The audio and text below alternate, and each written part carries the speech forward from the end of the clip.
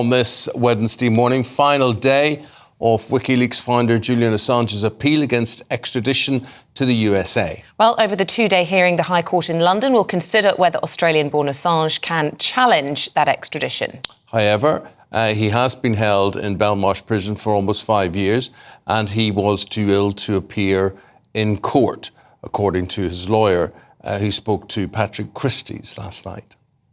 Well, obviously the fact that he couldn't even participate remotely to follow the proceedings today shows just the toll that this long drawn-out proceedings and being in Belmarsh, a high-security prison, has had on him, and the prospect and the being at the sharp end of this case and what it would mean for him to be extradited to the United States. The toll that it's having on him is significant.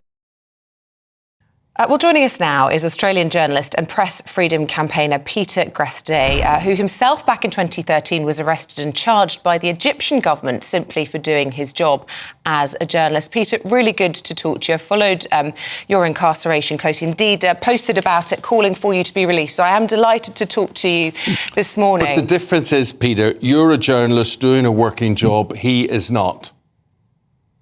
Well, I think there's been a long debate about whether Julian Assange is or is not a journalist, and to a certain extent, while I recognise those discussions are legitimate, in this particular case, I think it's a distraction. What Julian has been through is, I think, pretty horrendous. He's suffered enormously. There's been no evidence of a cost to national security in the United States.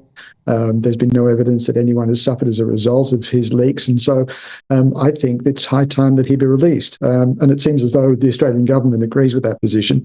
Last week, there was a vote in Parliament calling for Julian Assange to be released and returned to Australia. And that motion passed with a very substantial majority, a neat 2/3, 86 to 42. So it seems that here in Australia, at least, there is a very large population, large group of people who believe that it's high time that this matter come to an end, that Julian has suffered more than enough. Peter, as I said, as you point out, that's something I personally feel very strongly about. But surely, Peter, you can understand why the American government want to bring him to heel as such.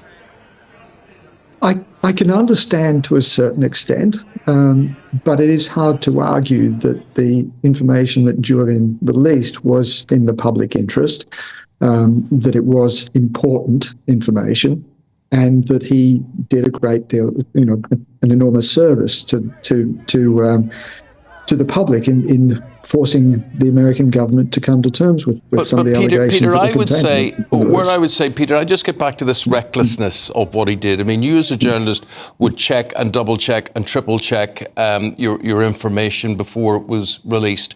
He released hundreds of thousands of pages, if not millions, we couldn't possibly have known what the consequences were or what those pages contained.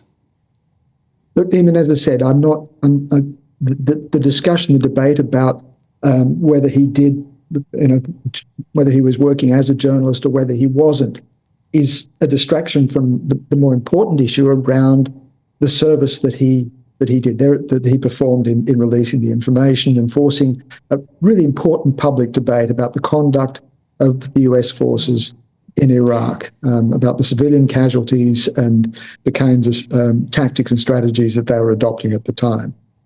There has been a discussion, a very long, detailed discussion about whether or not those leaks led to people suffering, whether it led to those sources being exposed and attacked in some way. And we haven't seen any evidence to confirm that. And so I think there is a case to argue that whatever you think about the rights or wrongs of his actions, he has suffered. He's been in detention in one form or another for over a decade now. And that's longer than even Chelsea Manning, the source of the WikiLeaks, spent behind bars. She spent 7 years in prison before President Obama commuted her sentence. And so it seems perverse that Julian Assange should continue to be prosecuted. Do you see him then, he's incarcerated, if you like, under espionage charges, but this is where it gets technical. He basically claims, well, actually, I was more of a journalist. This is a free speech, free press issue. Where I take problem with that is that as journalists, as Eamon was alluding to, we all follow certain rules and restrictions because with it comes great responsibility. And we don't just put everything out there undiluted. There is a certain element of checking sources and ensuring that we aren't creating... Of course. You say there isn't any evidence that there was any harm caused as a result. He didn't know that when he put that out there. He just released it all. And I would say he isn't a journalist on that basis. Look, I accept we can have a long debate about journalistic processes and ethics, and I agree that there are some problems there. But the other issue, and I think this is really worth thinking about, is that the Espionage Act, the way in which the US government is using the Espionage Act to come after Julian, set aside whether you think he is a journalist or not, or apply journalistic processes, that sets a very dangerous precedent for journalism in all sorts of ways. In fact, President Obama decided not to prosecute Julian Assange because of the danger, because of the precedent that would set in exposing other news organisations. And I think this is something we need to pay very close attention to. It would be very worrying indeed if Julian were to be prosecuted on espionage charges because of the way in which other news organisations, other legitimate journalists, could also be exposed. What do you think will happen to him, Peter? Honestly, I think both the American government and the British government are in campaign modes right now, and security is a very prominent issue. The US government at the moment has been criticised or has been accused of meddling with the Justice Department in their cases against Donald Trump. And if the American government were to actively be seen to intervening in this particular case, they could expose themselves to criticisms on that front. So I think politically, it's a very difficult thing for both the British and the American governments to set this aside, to walk away from it, to let Julian Assange go free.